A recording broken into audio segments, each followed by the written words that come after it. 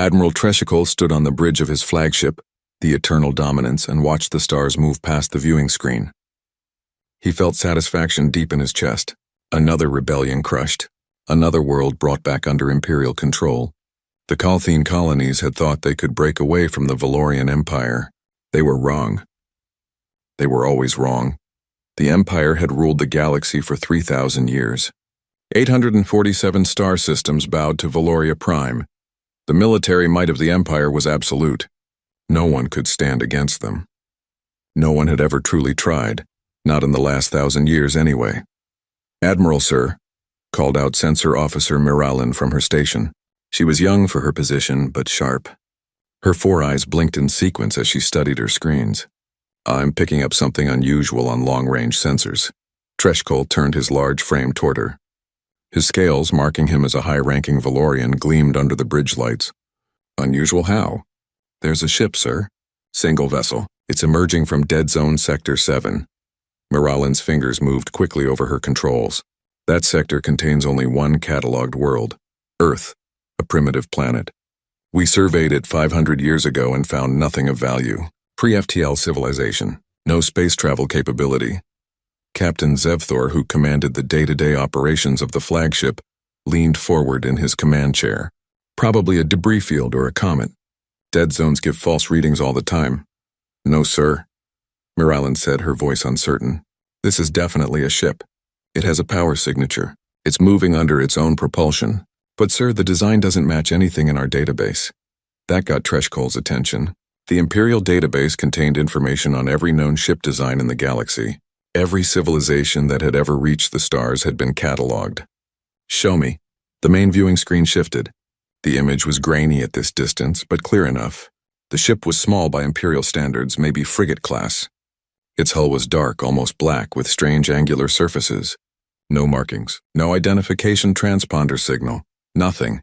"Enhance," Treshikol ordered. The image zoomed closer. The ship's hull seemed to absorb their sensor scans rather than reflect them. The surface had a strange texture, like it was made of material that shouldn't exist. The engines glowed with a blue-white light that was wrong somehow. "Too bright, too focused. What's its speed?" Treshikol asked. Miralin checked her instruments twice before answering. "Sir, it's traveling at 0.95 light speed, without using visible FTL engines." Silence fell across the bridge.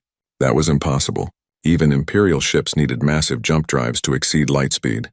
This ship was moving at near-light velocity using what appeared to be conventional engines. The energy requirements alone should have been impossible. "Where is it heading?" Captain Zevthor asked. "Directly toward us, sir," Miralin replied. "Current course will bring it within weapons range in approximately 40 minutes. Treshikol considered this. An unknown ship using unknown technology, heading straight for an Imperial fleet. It was either incredibly stupid or incredibly dangerous. Probably both. "Open hailing frequencies. All standard protocols. I want to know who they are and what they want." The communications officer, a thin Valorian named Kresh, worked his console. "Broadcasting on all known frequencies, sir. Standard Imperial greeting." No response. They waited. 5 minutes passed. 10. The unknown ship continued its approach, not slowing, not changing course. "Send it again," Treshikol ordered. In all 847 known languages. Kresh's fingers flew over his controls. "Transmitting now, sir." Another pause. "Still no response, Admiral." Treshikol felt the first stirring of anger. How dare this ship ignore the Valorian Empire? "Fire a warning shot." Plasma bolt minimum power. "Put it across their bow. Let them know we won't tolerate this disrespect." "Yes, sir," Zevthor said. He touched his command screen. "Weapons," you heard the Admiral. Warning shot. Across the bow.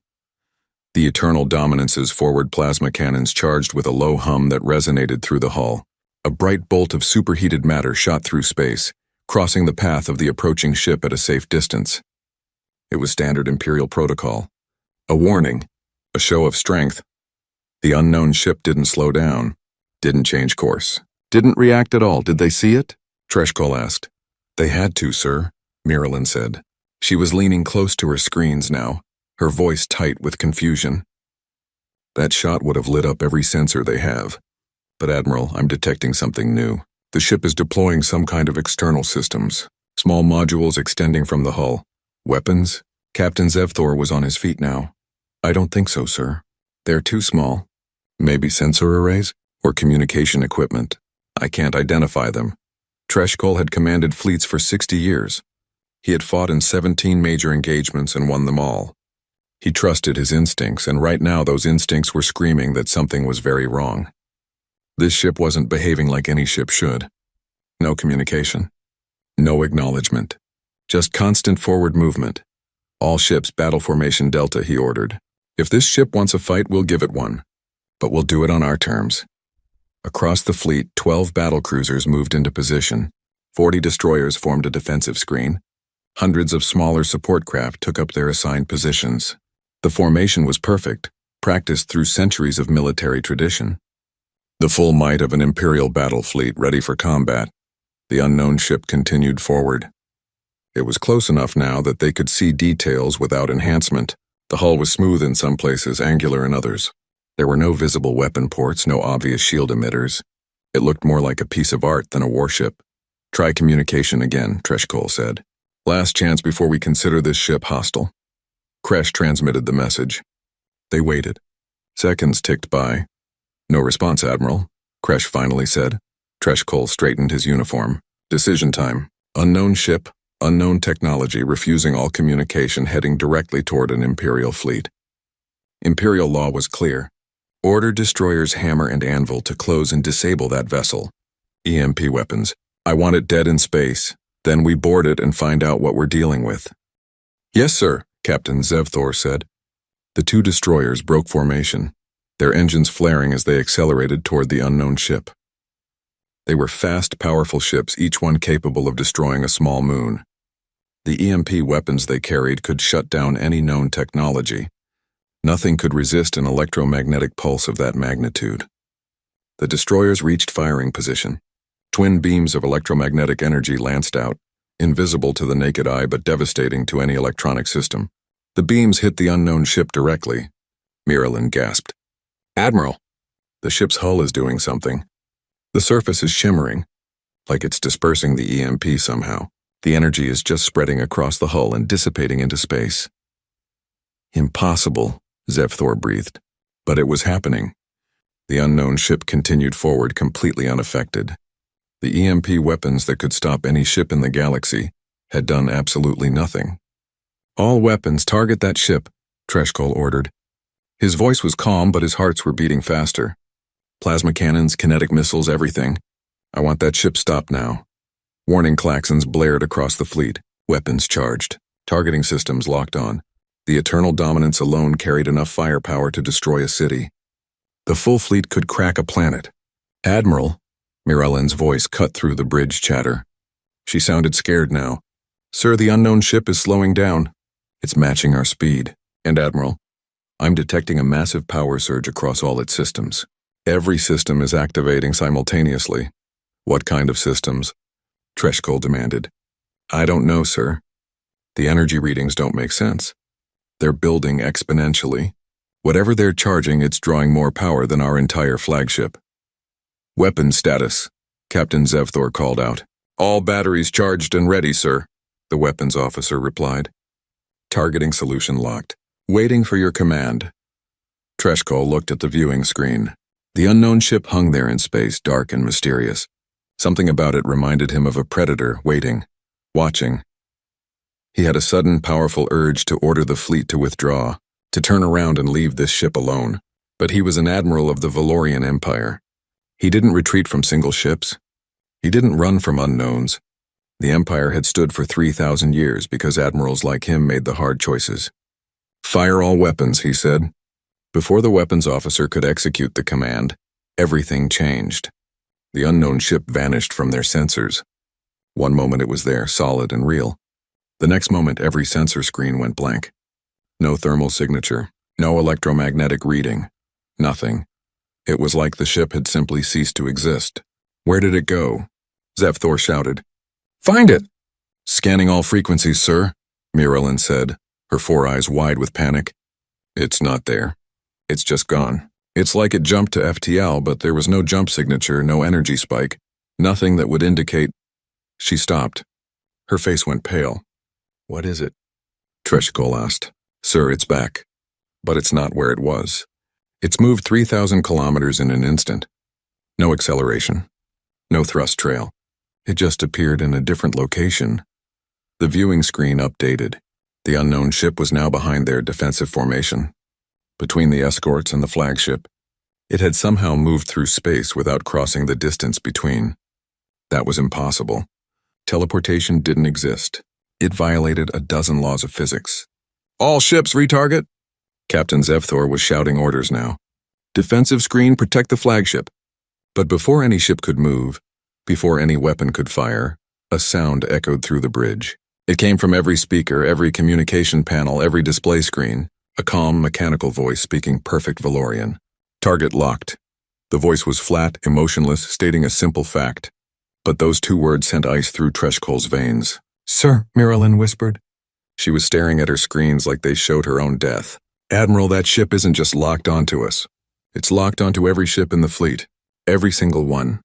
"How is that possible?" "We have 73 ships spread across hundreds of thousands of kilometers. One ship can't possibly target all of us at once." But the evidence was right there on her screens. Every Imperial vessel showed a targeting lock. Active, solid, unbreakable. Treshkol opened his mouth to give an order, though he wasn't sure what order he could possibly give. His ship was faster, his weapons more powerful, his fleet numbered in the dozens. But somehow none of that mattered. They were facing something that didn't follow the rules. The mechanical voice spoke again, and this time there was something different in it. Not emotion exactly, but emphasis. "Wait. This is UESC Retribution, Terran Colonial Defense Fleet. You fired upon a human vessel without provocation.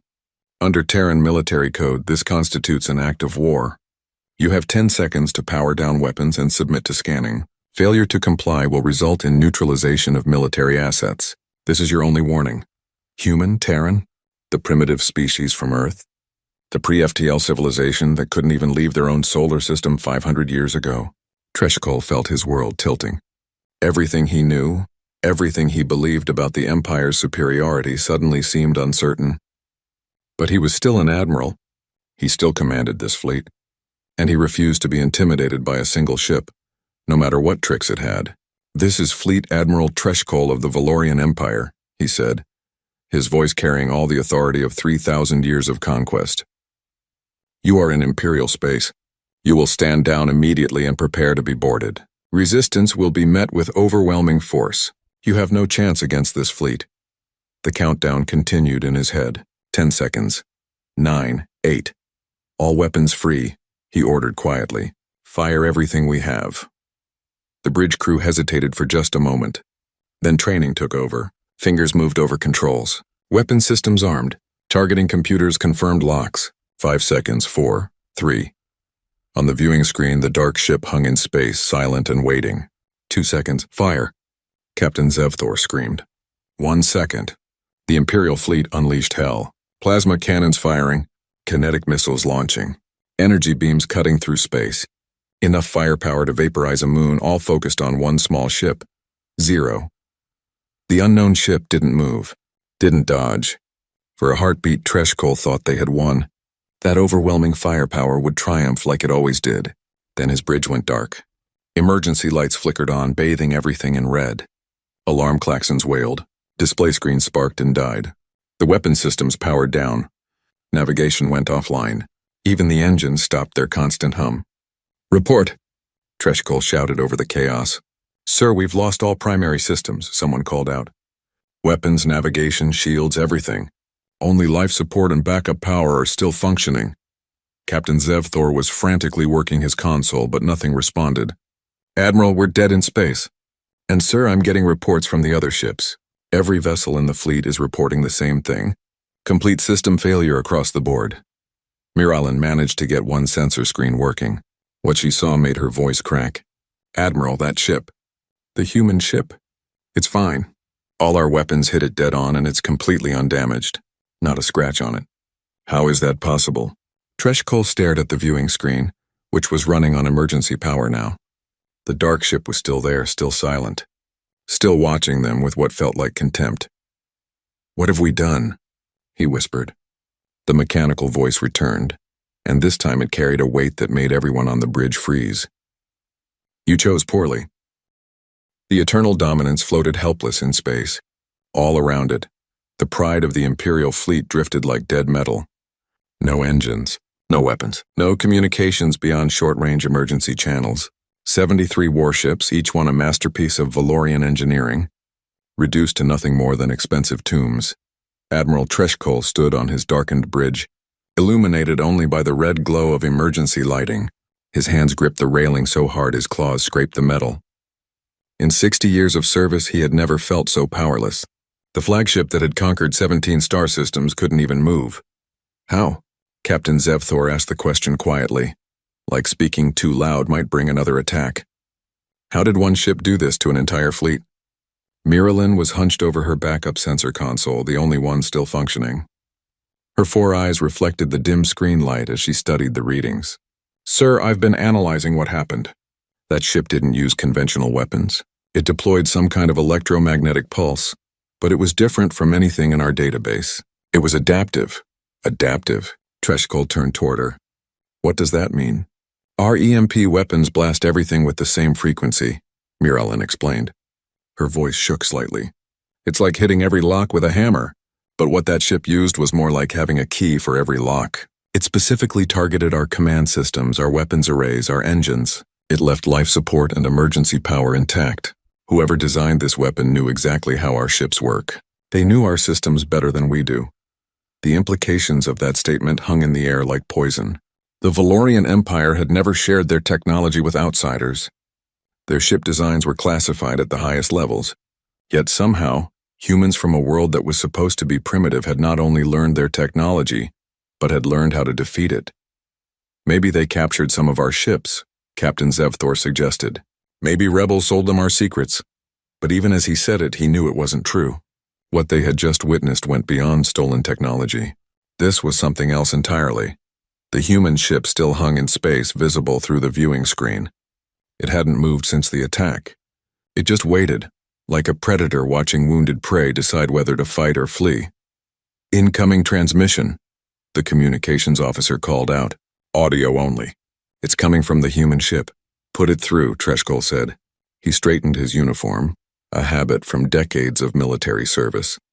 Even in defeat, an Imperial admiral maintained dignity. The voice that came through the speakers was different from the mechanical one before. This voice was human, female, and carried an authority that made everyone on the bridge listen. This is Captain Sarah Chen of the United Earth Space Command ship Retribution. I'm addressing Admiral Treshkol of the Valorian Empire. Your fleet is disabled but intact. Your crews are alive and unharmed. This was intentional. We could have destroyed every ship here. We chose not to. I want you to understand that before we continue this conversation. Treshkol found his voice, though it came out rougher than he intended. What do you want, Captain? I want to explain something to your empire, Captain Chen replied.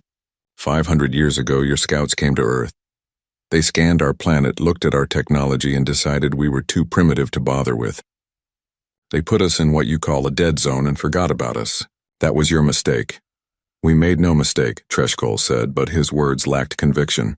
Earth had no spaceflight, no advanced technology. The survey records were clear. The survey records were correct, Captain Chen said. At that time, we couldn't leave our atmosphere. We had no faster-than-light travel. We were, by your standards, primitive. But here's what your scouts didn't understand about humans. We adapt, we learn, and most importantly, we prepare. Miralyn's fingers were flying over her console. She was trying to trace the signal, to get any information about the human ship she could. What she found made her breath catch. Admiral, she whispered. Sir, I'm detecting something. That ship isn't alone. I'm picking up faint signatures. They're hiding, but they're there. At least 24 more ships. They've been here the whole time. Ice formed in Treshkol's stomach. 24 ships, hiding in plain space. Undetectable until now. The human ship in front of them wasn't a lone vessel. It was the tip of a spear. After your scouts left, Captain Chen continued, not knowing that Miralyn had discovered the truth. Earth's governments did something unprecedented. We united. Every nation, every people, every ideology came together because we realized something important. The galaxy wasn't empty.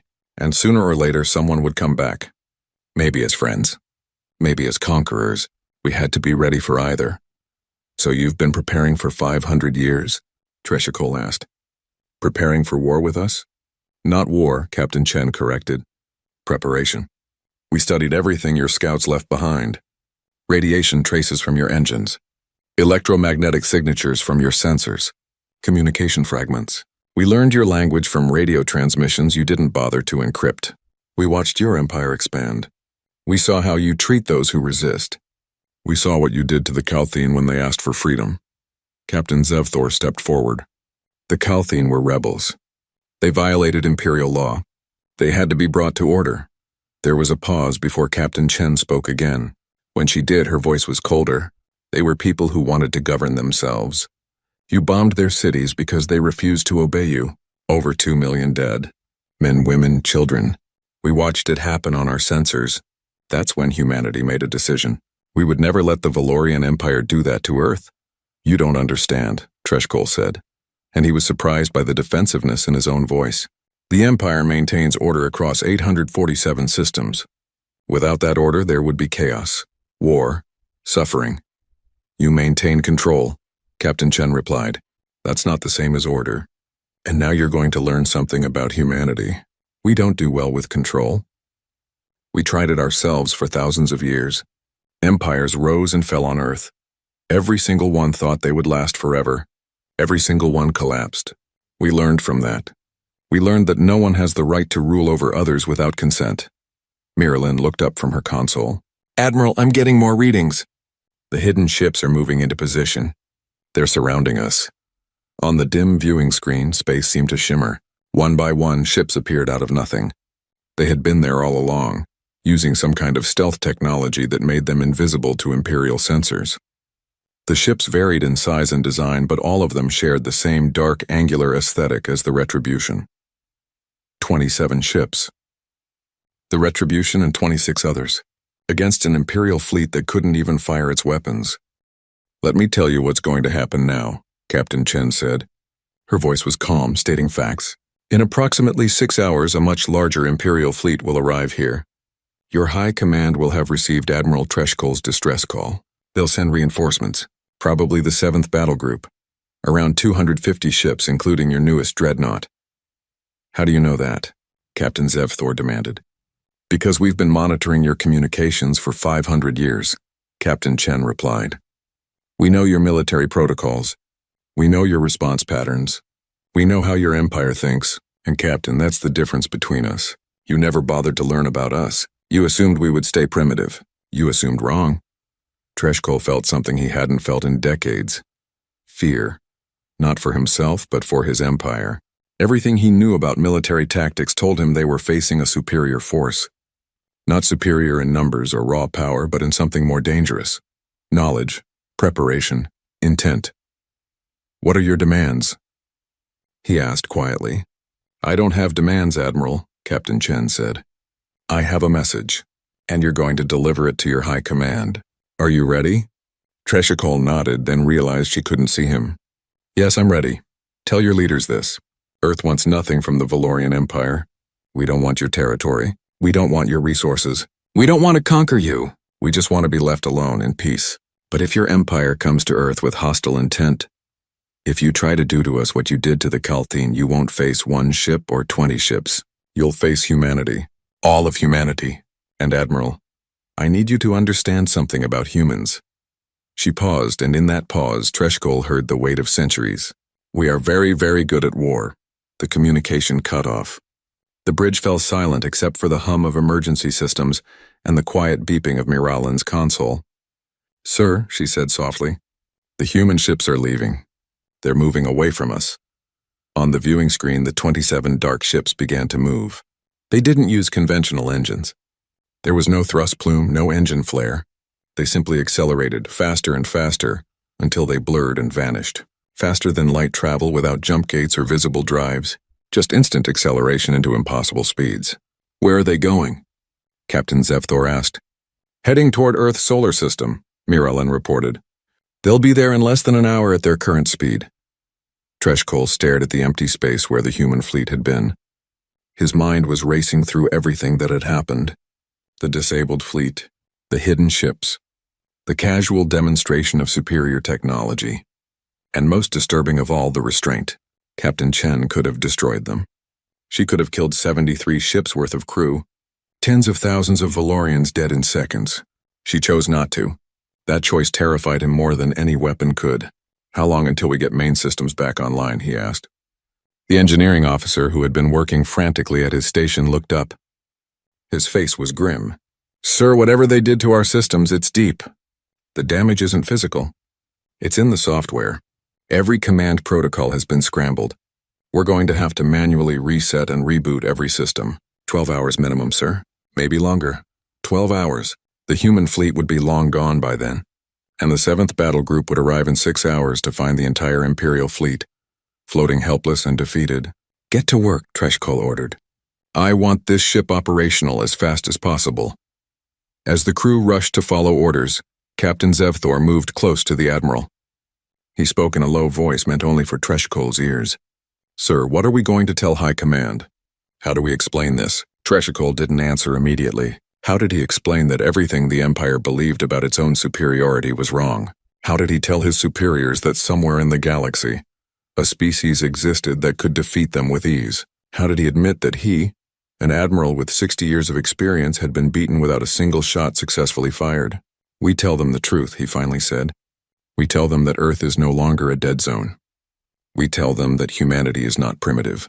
And we tell them that if they send the 7th Battle Group to Earth, they're making a terrible mistake. Will they listen? Captain Zevthor asked. Treshkol thought about the Grand Marshal and the High Council. He thought about 3,000 years of conquest and victory. He thought about the pride that ran through every level of Valorian society, the belief that they were the apex, the pinnacle, the ultimate power in the galaxy. No, he said quietly. They won't listen. They'll think humans got lucky. They'll think we were incompetent. They'll send the fleet because that's what the Empire always does. Overwhelming force. Total victory. It's worked for 3,000 years. And now? Captain Zevthor asked. Treshkol looked at the empty space where the human ships had been. He thought about Captain Chen's calm voice, about the perfect precision of their attack, about the 27 ships hiding in plain space, about 500 years of preparation, about a species that united in the face of a threat instead of fracturing. Now, he said slowly, the 7th Battle Group is going to learn what we just learned. And I pray to the ancestors that some of them survive to carry the message back, because if they don't, if High Command doesn't believe us, they'll keep sending fleets. They'll escalate. And eventually the humans will stop showing restraint. Captain Zevthor's face went pale. You think the humans were holding back? I know they were holding back, Treshkol said. He moved to the viewing screen and placed one clawed hand against it. Captain Chen said they could have destroyed us. I believe her. She could have wiped out this entire fleet and left no survivors to tell the tale. But she didn't. She disabled us. She left us alive. She even left life support intact so we wouldn't suffocate. That's not what a warrior does to an enemy. Then what is it? Captain Zevthor asked. Treshkol turned away from the screen. His face was heavy with a truth he was only beginning to understand. It's what a teacher does to a student. She's trying to teach us something. She's trying to show us that the old way doesn't work anymore, that the Empire's age is ending. He walked toward his command chair and sank into it. Suddenly he felt every one of his years. The question is whether we're smart enough to learn the lesson, or stubborn enough to die fighting. Around him, his crew worked frantically to restore the ship, but Treshkol knew that no amount of repairs would fix what had truly broken today. The myth of Imperial invincibility was shattered. The belief that the Valorian Empire stood alone at the top of the Galactic Order was destroyed. Somewhere out there, heading toward their home star, humanity waited. And they had been waiting for 500 years. The 7th Battle Group didn't know what was coming. Treshkol did, and he was afraid. Inside the USC Retribution, Captain Sarah Chen sat in her command chair and watched her crew work with practiced efficiency. The bridge was smaller than an Imperial flagship, but every inch of space served a purpose. Screens displayed tactical data, officers monitored systems. Everything was clean, functional, and designed with one goal in mind: survival. All ships reporting in, Captain, said Commander James Park from the tactical station. He was her second in command. a man who had served with her for 15 years. No damage. All systems green. The Imperial fleet never got a shot off. They got plenty of shots off, Sarah corrected. They just didn't hit anything. Lieutenant Maya Torres, the ship's pilot, turned from her station. That was almost too easy, Captain. I mean 73 ships? An entire Imperial battle group. And we took them down in seconds. Are they really the force that controls most of the galaxy? Sarah understood the question. After 500 years of preparation, after centuries of wondering if they could stand against the Valorian Empire, the actual encounter had been almost anticlimactic. But she knew better than to let confidence become arrogance. Don't underestimate them, she said firmly. Yes, we won today. But we had every advantage. We chose the time and place. We studied them for 5 centuries while they didn't know we existed. We hit them with weapons specifically designed to counter their technology. If they had been ready for us, if they had known what we could do, this battle might have gone very differently. Do you think they'll come to Earth? Commander Park asked. Sarah pulled up a tactical display. It showed their current position and the trajectory toward their home system. Behind them, 73 disabled Imperial ships drifted in space. Ahead of them, Earth waited. Yes, she said. They'll come. The Empire doesn't back down from challenges. They'll see what happened here as an insult that demands response. My guess is they'll send a much larger fleet. Maybe the whole 7th Battle Group that their intelligence suggests they use for major threats. 250 ships, Lieutenant Torres said quietly, against our defensive fleet. Can we hold? We're about to find out, Sarah replied. She touched her command console, opening a ship-wide channel. All hands, this is the captain. I know you're all feeling good right now.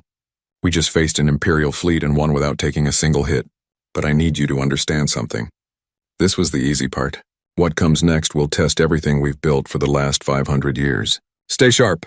Stay focused. And remember why we're doing this. She closed the channel and leaned back in her chair. Her mind drifted to history, to the moment that had changed everything for humanity. 500 years ago, the Valorian scouts had come. They had scanned Earth, cataloged it as primitive, and left. Most humans never knew they were there. But governments knew. Scientists knew. And they understood what it meant. Humanity was not alone in the universe. And they were being watched. The response had been unprecedented. Nations that had been enemies for generations came together. Resources were pooled. Scientists shared research. The entire species united around a single goal: survival. They couldn't catch up to civilizations that had been traveling between stars for millennia. But they could innovate. They could find different solutions to the same problems. Where the Valorians used massive engines and jump gates, humans developed quantum entanglement drives that folded space. Where the Empire relied on energy shields, humanity created metamaterial armor that absorbed and dispersed attacks. Where other species built bigger weapons, humans built smarter ones, and they did it all in secret. Every ship they launched looked like a civilian vessel or a scientific probe. Every weapon platform was disguised as a mining station. For 500 years, humanity prepared for a war they hoped would never come, while looking like they were still confined to their own solar system. Captain, Commander Park said, pulling her from her thoughts. We're receiving a priority transmission from Earth Defense Command. It's Admiral Kowalski. Sarah straightened. Admiral James Kowalski was the supreme commander of all UESC forces. If he was calling directly, the situation had escalated. Put him through. The screen in front of her changed. Admiral Kowalski's face appeared. He was an older man, gray hair and lines around his eyes, but those eyes were sharp and calculating. Behind him, Sarah could see the command center deep beneath the Pacific Ocean where UESC ran all military operations.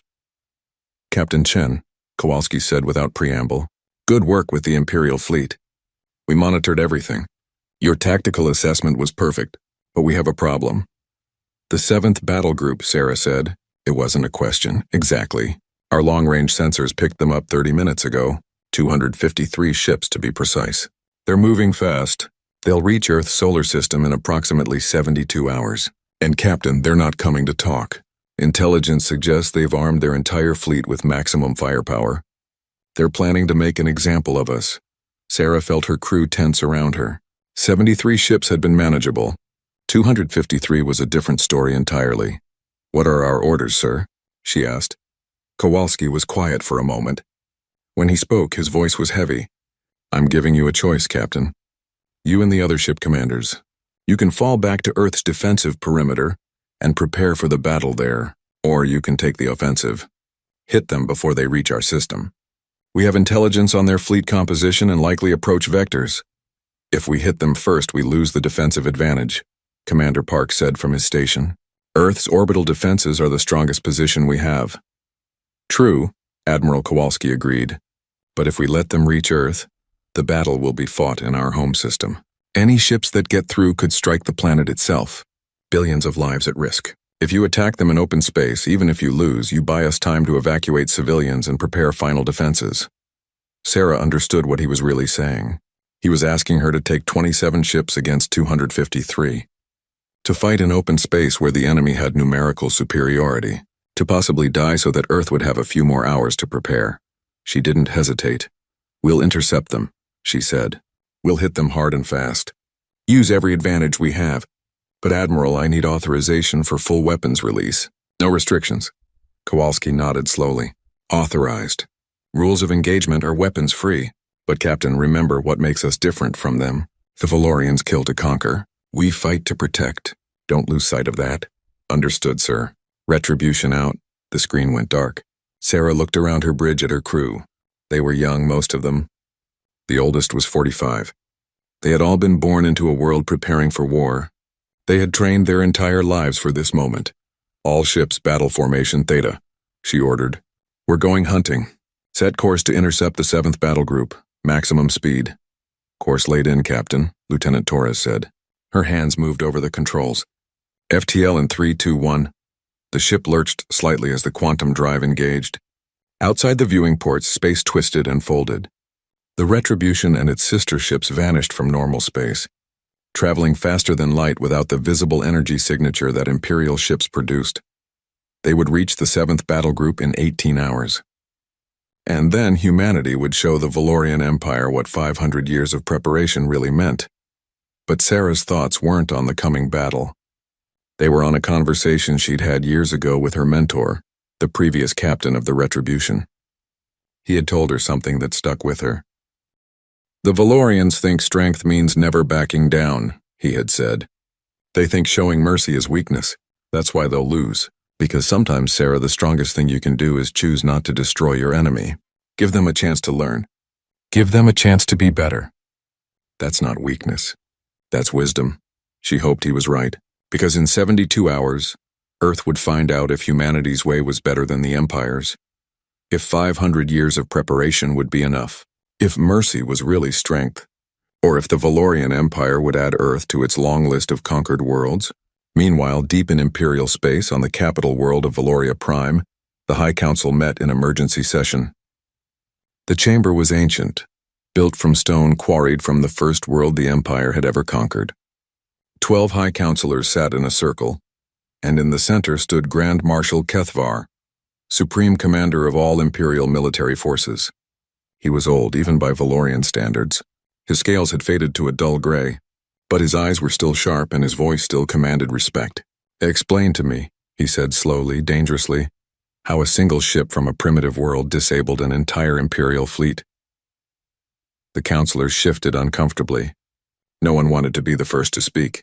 Finally, Councilor Veshitar, head of Imperial Intelligence, stood. Grand Marshal, we have reviewed Admiral Treshkol's report. It appears that Earth is not the primitive world we believed it to be. They have developed advanced technology, stealth systems, weapons designed specifically to counter our ships, and they claim to have been preparing for this for 500 years. 500 years, Grand Marshal Kethvar repeated. You're telling me that for 5 centuries this species has been preparing for war with us, and our intelligence never detected it. They were very careful, Grand Marshal, Veshitar said, but his voice lacked confidence. They disguised their military assets as civilian infrastructure. They never used their advanced ships where we could see them. Until now, they appeared to be exactly what our initial survey said. A pre-FTL civilization confined to their home system.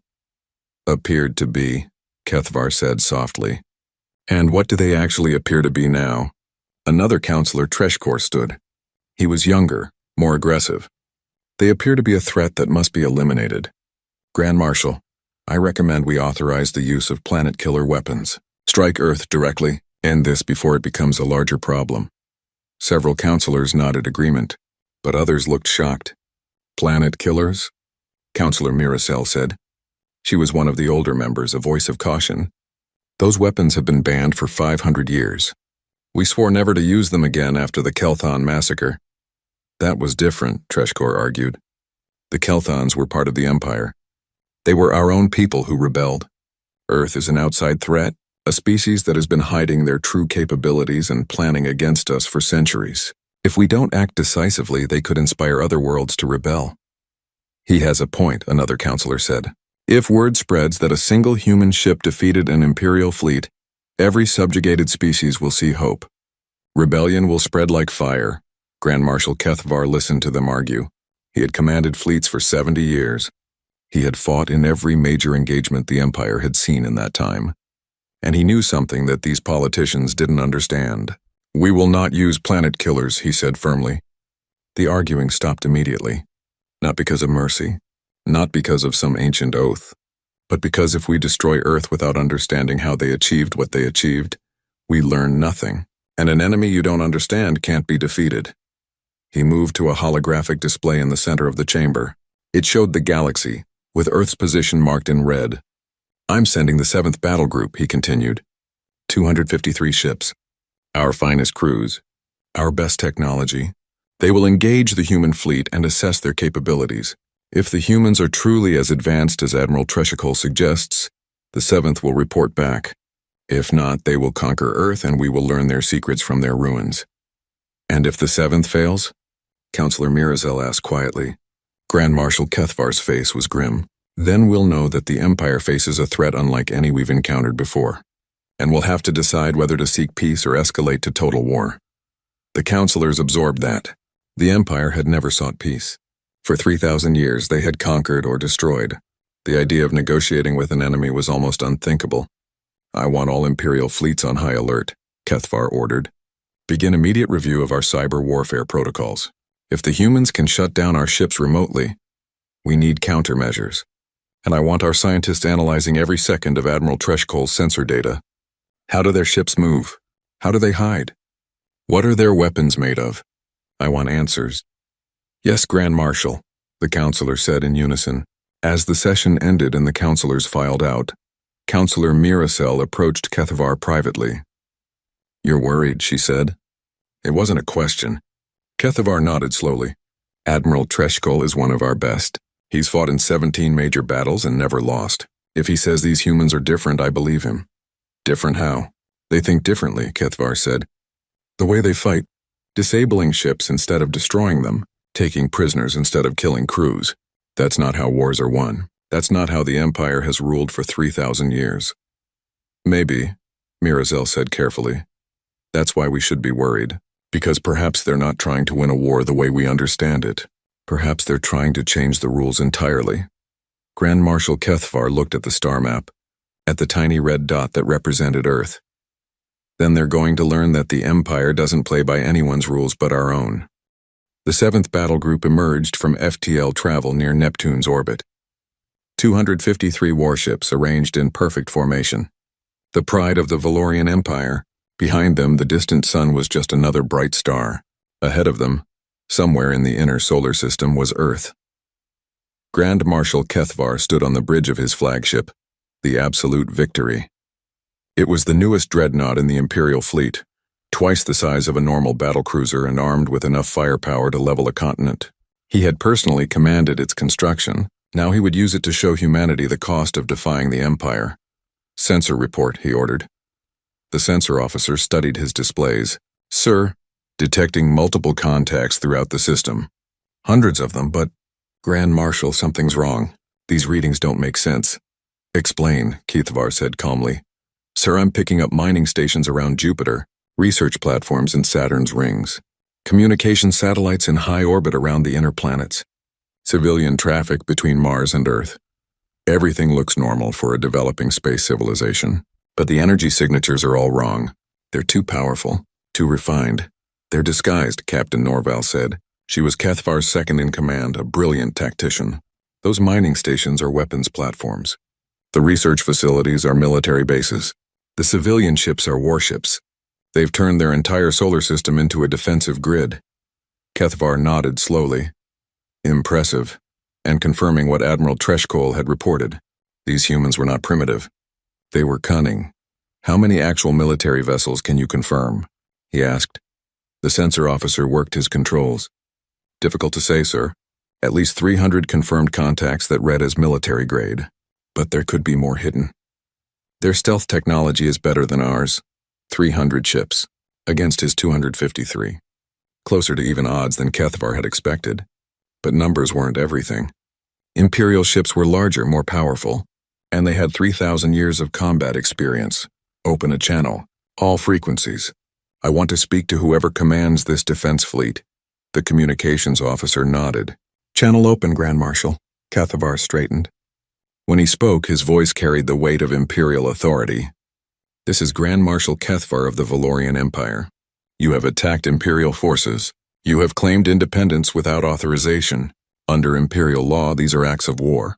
I am authorized to offer you one chance to surrender. Lower your defensive systems. Prepare to be occupied. Resistance will result in the total destruction of your military assets and the subjugation of your world. You have 5 minutes to respond. Silence. The bridge crew waited. 5 minutes stretched out. Then a human voice came through the speakers. Male, calm, carrying an accent that the Empire's translation software couldn't quite place. Grand Marshal Kethvar, this is Fleet Admiral James Kowalski, United Earth Space Command. We don't recognize Imperial authority over our solar system. We didn't attack your forces. They attacked us. We defended ourselves. We have no desire for war, but we will not surrender our freedom. Leave our space peacefully and there will be no further conflict. Attack us and you will regret it. Murmurs ran through the bridge. The audacity of it, a primitive species defying the Empire, threatening them. You understand? Kethvar said slowly. That I command the most powerful battle group in the Imperial fleet? That I have destroyed entire civilizations? That resistance is futile? We understand that you believe that, Admiral Kowalski replied. We also understand that you've never faced anyone who fought the way we do. Last warning, Grand Marshal. Leave now. Don't make us destroy your fleet. Now Kethvar felt anger stir. They dared to threaten him? To suggest they could destroy the 7th Battle Group? All ships, he ordered. Battle Formation Alpha. Prepare to engage. Show these primitives the power of the Empire. The fleet moved with practiced precision.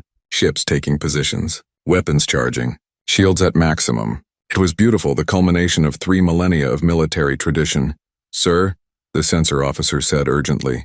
The human ships. They're not retreating. They're advancing. All of them. And sir, the mining stations and satellites are shedding their outer hulls. They're revealing weapon systems. On the tactical display, Kethvar watched the human fleet move. They didn't form traditional battle lines. Instead, they scattered, spreading across the system in what looked like random patterns. No formation. No organization. It looked like chaos. They're amateurs, Captain Norval said. They don't understand basic fleet tactics. But something about it made Kethvar uneasy. Nothing about these humans had been amateur so far. Why would their tactics be? All ships advance, he ordered. Fire when in range. The 7th Battle Group moved forward, engines flaring. The distance closed. 500,000 kilometers. 400,000. 300,000 in range, sir, the weapons officer reported. Fire. The Imperial fleet opened fire. Hundreds of plasma bolts, kinetic missiles, and energy beams lanced through space toward the human ships. At this range, with this much firepower, nothing could survive. The human ships moved. They didn't accelerate slowly. They just moved instantly, like teleporting. One moment they were in the path of the incoming fire. The next they were somewhere else entirely. The Imperial weapons struck empty space. What just happened? Kethvar demanded. Sir, they're using micro-jumps, the sensor officer said, his voice shaking. Short-range FTL. They're jumping dozens of times per second. Our targeting computers can't lock onto them. Then fire where they're going to be, Captain Norval ordered. Predictive targeting. The first Imperial ship to die was the destroyer Relentless. One moment it was firing its weapons. The next something struck it from 3 different directions simultaneously. Not energy weapons. Not missiles. Small objects moving at impossible speeds. They punched through the destroyer's shields like they weren't even there. Through the armor. Through the hull. The ship exploded, torn apart from the inside. Kinetic kill vehicles, Captain Norval said, understanding. They're firing solid objects at near light speed. Our shields are designed for energy weapons. They're useless against physical projectiles moving that fast. Another ship died. Then another. The humans weren't firing indiscriminately. Each shot was precise, calculated. They were picking off ships one at a time with surgical accuracy. All ships, evasive maneuvers, Kethavar ordered. Scatter pattern Delta. The fleet broke formation, ships spreading out to make themselves harder targets. But it didn't help. The human ships seemed to be everywhere at once. They appeared, fired, and vanished before the Imperial ships could respond. Sir, we're also experiencing system disruptions, the tactical officer reported. Ships across the fleet are reporting weapon malfunctions. Navigation glitches. It's the same cyber warfare attack that hit Admiral Treshkol's fleet. Kethavar watched his tactical display as red icons began appearing. Ships disabled, ships destroyed, ships retreating. In less than 5 minutes, he had lost 30 vessels. 30 ships that represented centuries of construction and training. Gone. This isn't a battle, Captain Norval said quietly. It's an execution. She was right. The humans weren't fighting like warriors. They were fighting like they had already won. Like this was just a formality. Every move was calculated. Every shot found its target. They wasted nothing. No wild firing. No panicked maneuvers. Just cold, efficient destruction. We need to withdraw, Kethavar said. The words tasted like ashes in his mouth. Signal the fleet. Emergency FTL, get us out of here. Sir, if we retreat, the Empire will see us all dead if we stay here, Kethavar snapped. We're not retreating. We're regrouping. Now execute the order. Grand Marshal, the communications officer interrupted. We're receiving a transmission from the human fleet. They're broadcasting on all channels. Put it through. A new voice came through the speakers. Female, young, but carrying absolute confidence. Attention Imperial 7th Battle Group. This is Captain Sarah Chen, UESC Retribution. You are outmatched. Withdraw now and we'll let you leave. Continue fighting and we'll disable every ship you have. This is your final warning. Kethavar looked at his tactical display. 50 ships lost now. His fleet was being torn apart, and they hadn't destroyed a single human vessel. Not one. He had two choices. Order a full retreat and admit total defeat, or stay and fight knowing his entire fleet would be destroyed. But then something else appeared on his sensors. New contacts, dozens of them. Coming from deeper in the system, from around Earth itself. More human ships emerging from hiding. Sir, the sensor officer said, I'm counting at least 200 additional contacts. They were hiding in Earth's magnetosphere, using the planet's natural electromagnetic field to mask their signatures. 500 ships, maybe more. The humans had 500 ships and they'd only deployed a fraction of them for this battle. They could have overwhelmed the 7th Battle Group from the start. Instead, they'd used minimal forces to prove a point. They didn't need overwhelming numbers to win. They just needed to be better. Signal all ships, Kethavar said quietly. Full retreat. Maximum speed. Sir, Captain Norval started. That's an order, Captain. The fleet turned and fled. Imperial ships engaging their FTL drives in random directions, desperate to escape. The humans let them go. They could have pursued, could have destroyed every escaping ship, but they didn't. As the absolute victory jumped to FTL, leaving behind the debris of 73 destroyed ships and the shame of total defeat. Kethavar received one final transmission from Earth. Grand Marshal, Admiral Kowalski said, take this message back to your Empire. We don't want to be your enemies. We don't want to destroy you. We just want to be left alone.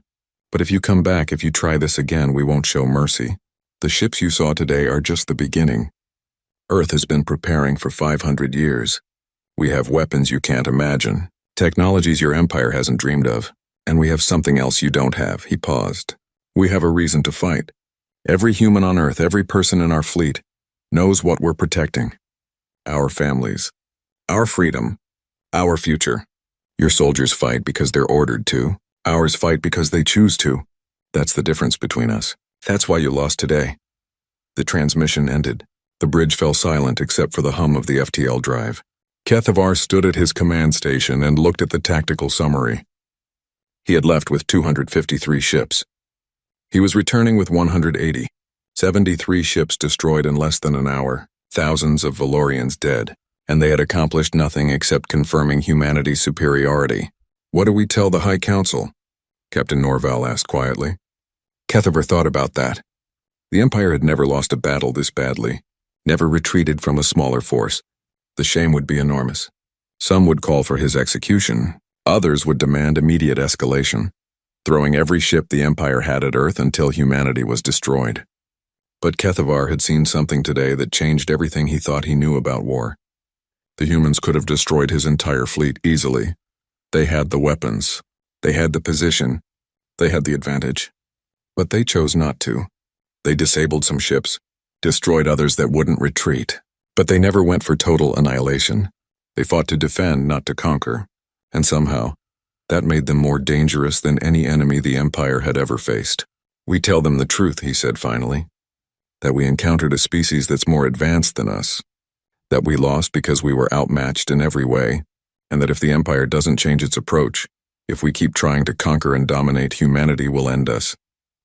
The High Council will never accept that," Captain Norval said. "Then the High Council is going to get a lot more Valorians killed," Kethavar replied. He looked at the stars streaming past as they fled toward home. "Because I've spent 70 years fighting for this Empire. I've conquered worlds. I've destroyed enemies. I've done terrible things in the name of Imperial glory. And today, for the first time in my life, I met an enemy I couldn't defeat. Not because they were stronger, but because they were smarter, better, more human." He laughed bitterly at his own choice of words. "Sir?" Captain Norval looked confused. "Nothing," Kethavar said. "Just realizing that for 3,000 years we've called ourselves the apex of civilization. The peak of galactic evolution. And it was all a lie. We were just the biggest predator in a galaxy that hadn't met any real hunters yet. Today we met them, and we learned that humans are better predators than we ever were." As the absolute victory continued its journey home, carrying news of the Empire's greatest defeat, Kethavar made a decision. He would speak to the High Council. He would tell them everything. And then, whether they listened or not, he would do something no Grand Marshal had ever done in Imperial history. He would recommend peace. Not conquest, not subjugation, peace. Because the alternative was extinction. The High Council chamber on Valoria Prime had never been so chaotic. Councilors shouted over each other. Some demanded immediate war. Others called for caution. A few even whispered the forbidden word, peace. Grand Marshal Kethavar stood in the center of it all, silent and still. He had delivered his report 3 hours ago. Since then, the council had been tearing itself apart, arguing about what to do next. "Enough." Councillor Miracel's voice cut through the noise. She was the eldest member of the council, and her word carried weight. "We accomplished nothing with this chaos. Grand Marshal Kethavar, I have one question. In your professional military opinion, can we defeat Earth in a full-scale war?" The chamber fell silent. Every eye turned to Kethavar. He chose his words carefully. "If we commit every ship, every weapon, every resource the Empire has, if we're willing to sacrifice millions of our people, if we use planet-killer weapons and genocide tactics, then maybe, possibly, we could destroy Earth." He paused, letting that sink in. "But it would cost us everything. And even if we won, we would face rebellion across every system we control, because every subjugated species would see that the Empire could be challenged, that we could be hurt, that we could be beaten. The Empire as we know it would end either way." "Then what do you suggest?" Councillor Treshikor demanded. He was one of the hardliners, still calling for total war. "That we bow to these primitives? That we let them humiliate us?" "They've already humiliated us," Kethavar said bluntly. "Twice, first with Admiral Treshkol's fleet, then with mine. Pretending otherwise is foolish.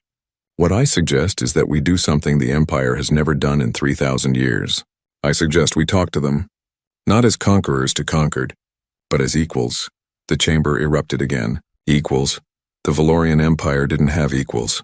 The entire structure of imperial society was built on dominance and hierarchy. But Councillor Miracel raised her hand for silence. "The Grand Marshal makes a valid point. We have 3 options. 1, total war that we might not win. 2, Accept defeat and watch our empire crumble as other species rebel. Or 3. Negotiate with Earth. Find a way to coexist. Coexist? Treshkor spat the word. We are the Valorian Empire. We don't coexist, we rule. We ruled, Kethvar corrected quietly. Past tense. Our age of absolute dominance is over. Earth proved that. The question now is whether we adapt or die. While the council argued far across the galaxy, Captain Sarah Chen sat in the observation deck of the UESC Retribution. Through the reinforced windows she could see Earth hanging in space, blue and green and beautiful. Home. You okay, Captain? Commander Park joined her, carrying 2 cups of coffee. He handed her one. Just thinking, Sarah said. She took the coffee gratefully. We won the battle. The Empire retreated. But this isn't over. Not really. You think they'll try again? I don't know, Sarah admitted. That's what worries me. If they come back with everything they have, we'll win. I'm confident of that. But a lot of people will die. Theirs and ours. And I keep thinking about what Admiral Kowalski said, about not becoming what we're fighting against. Park nodded slowly. The Empire rules through fear, through overwhelming force. If we defeat them the same way, we just become another empire. Exactly. Sarah stared at Earth. 500 years we prepared for war, but maybe we should have spent more time preparing for peace. Her communicator beeped. Admiral Kowalski's face appeared on the small screen. Captain Chen, we've received a transmission from the Valorian Empire. They're requesting a meeting. Neutral territory. They want to negotiate. Sarah felt her heart skip. Negotiate? Not surrender terms? Negotiate, Kowalski confirmed. Grand Marshal Kethvar himself will be attending. He specifically requested that you be present as well. I think your actions made an impression. When? Sarah asked. 4 days from now.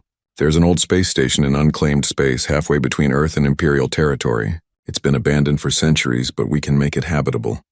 Captain, this is what we hoped for. A chance to end this without more bloodshed. Or it's a trap, Commander Park said. Possible, Kowalski agreed. That's why we'll have the entire First Fleet positioned nearby, cloaked and ready. But Captain Chen, I want you to go in assuming this is genuine. Give them a chance to do the right thing, Sarah nodded.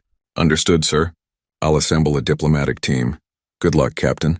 The future of 2 civilizations might depend on this meeting. The screen went dark. Sarah looked at Park. 4 days to prepare. Better get started.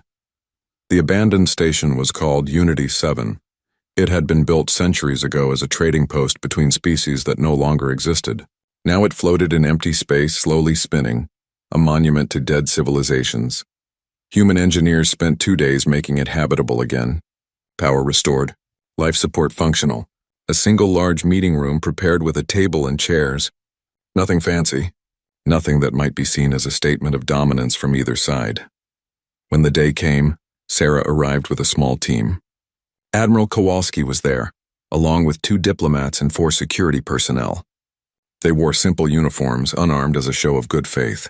The Imperial delegation arrived exactly on time. Grand Marshal Kethvar led them, accompanied by Councillor Miracel and a handful of aides. They wore full military uniforms decorated with medals and rank insignias. For a long moment, the 2 groups just looked at each other, human and Valorian, species that had been preparing to destroy each other. Finally, Kethvar stepped forward. Admiral Kowalski, Captain Chen, thank you for agreeing to this meeting. Thank you for requesting it, Kowalski replied. Please sit. We have much to discuss. They settled around the table. The moment felt surreal to Sarah. Days ago, she had been fighting this man's fleet. Now they sat across from each other like business partners. I'll be direct, Kethvar said. The Valorian Empire cannot defeat Earth in a war, not without destroying ourselves in the process. This is a fact I have explained to the High Council. Some of them accept it. Others don't, but enough do that they sent me here to negotiate. Negotiate what exactly? Kowalski asked. Peace, Kethvar said simply. Real peace. Not subjugation. Not conditional surrender. Peace between equals. Councillor Miracel leaned forward. The Empire has ruled for 3,000 years through conquest. That age is ending. Earth proved that. But we still control 847 systems. Billions of beings, massive military and economic power. What we're proposing is a fundamental restructuring of how the galaxy operates. Go on, Kowalski said carefully. For the next hour they talked. The Empire laid out a proposal. Immediate ceasefire. Recognition of Earth's independence and sovereignty. Disarmament of planet-killer weapons under neutral supervision. Most surprisingly, a new galactic government where all species had representation. You're proposing democracy on a galactic scale? Sarah asked, surprised. More like a federation, Miracel explained. Each system maintains its own government, but major decisions affecting the galaxy are made by a council where all species have equal voice, including the Valorians, including humans. What about the species you've conquered? Kowalski asked. The ones currently under Imperial control? They will be given a choice, Kethvar said. Remain part of a reformed empire with full representation and rights, or declare independence? It will be their decision. Sarah exchanged glances with Admiral Kowalski. It was more than they had hoped for. Far more. But could they trust it? Why? Sarah asked directly. Why are you offering this? You could fight. You could sacrifice everything for the chance to maintain your empire. Why choose this instead? Kethvar was quiet for a moment. When he spoke, his voice carried the weight of experience and hard-won wisdom. Because I'm tired, Captain Chen. I've spent 70 years fighting for the Empire. I've seen worlds burn. I've ordered actions that haunt my dreams. I did it all because I believed the Empire was necessary, that our strength maintained order. That conquest was better than chaos. He looked directly at her. Then I fought your fleet, and I saw something I'd never seen before. Strength paired with restraint. Power used only to defend, not to conquer. You could have destroyed my entire battle group. You let us retreat. You chose mercy when you didn't have to. And I realized that everything I believed was wrong. The Empire doesn't maintain order. It creates fear, and fear isn't sustainable. Eventually, people fight back. So this is about survival, Kowalski said. Not accusing, just stating fact. Yes, Kethvar admitted. But it's also about being better. 3,000 years of conquest haven't made the galaxy peaceful. Maybe it's time to try something different. They negotiated for 2 more days, working out details, establishing timelines, creating oversight mechanisms. It was hard work, made harder by 3 millennia of mistrust and violence. But slowly a framework emerged. The Treaty of Unity, they called it, named after the station where it was signed. Key provisions were simple but revolutionary. Immediate ceasefire.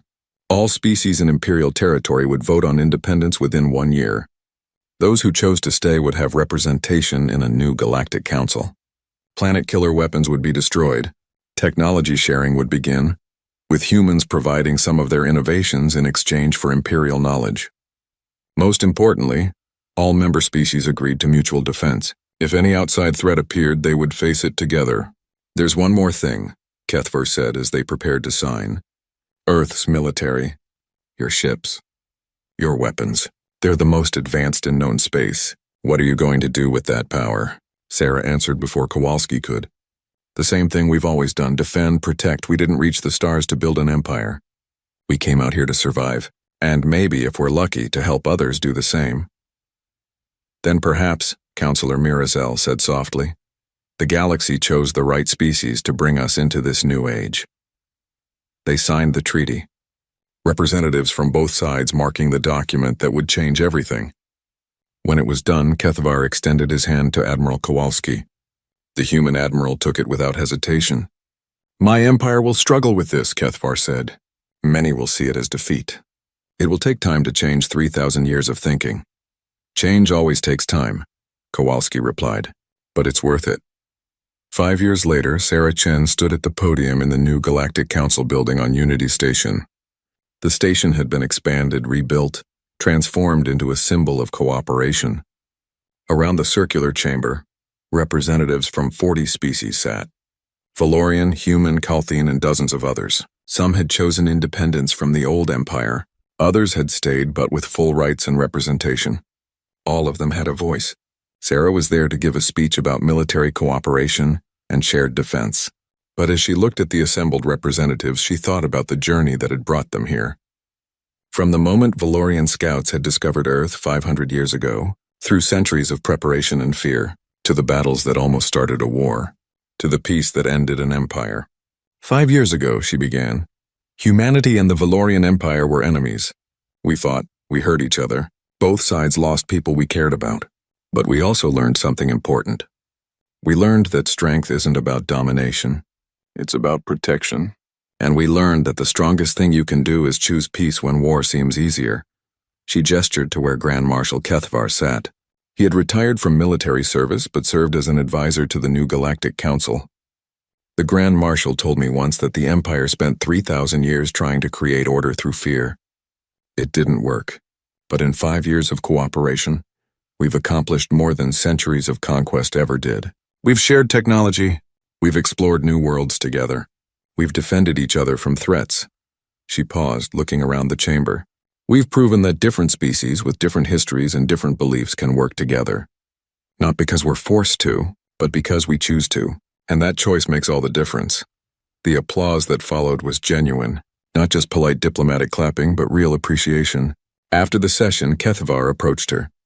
He looked older now, his scales more faded. But his eyes were peaceful in a way they hadn't been during the war. "Well spoken, Captain," he said. "Just telling the truth," Sarah replied. She smiled. "How's the memoir coming along?" "Slowly," Kethvar admitted. "It's harder than commanding a fleet. Writing about everything I did, everything the Empire did. But it's necessary. Future generations need to know the mistakes we made so they don't repeat them." "What are you calling it?" Sarah asked. "The day we met predators who chose not to kill," Kethvar said. "Because that's what changed everything. You could have destroyed us. You chose not to. That choice saved both our civilizations." Sarah nodded. "And now we protect each other. Strange how things work out." "Not strange," Kethvar said. "Inevitable. The universe is too big, too dangerous for any one species to stand alone. Even humans, even the Empire. We need each other." Later, back on the UESC Retribution, which had been permanently assigned to Unity Station, Sarah stood in her quarters looking at Earth through the viewscreen. Commander Park entered with his usual knock. "Admiral Kowalski just sent orders," he said. "There's a developing situation near the Galactic core. Another empire, even larger than the Valorians, showing aggressive expansion. They don't know about Earth or the treaty yet." Sarah smiled slightly. "Time for another teaching moment?" "Seems like it," Park replied. "The Retribution's been requested specifically. Apparently our reputation has spread. Some call us the ship that ended an empire. Others call us the ship that saved one. Both are true," Sarah said. She turned from the view screen. "Prepare the ship. Let's go show this new empire what happens when you choose conquest over cooperation." As the Retribution powered up its quantum drives and prepared to jump, Sarah thought about the speech she'd given, about choices and strength and doing what's right instead of what's easy. The Valorian Empire had chosen conquest for 3,000 years. It brought them power but not peace, security but not safety, control but not respect. Humanity had chosen differently, and in 5 years that choice had transformed the galaxy. Now they just had to keep making that choice, every day, every encounter, every time they met someone new among the stars. Because that's what separated humans from the old empires, not superior weapons or faster ships or smarter tactics.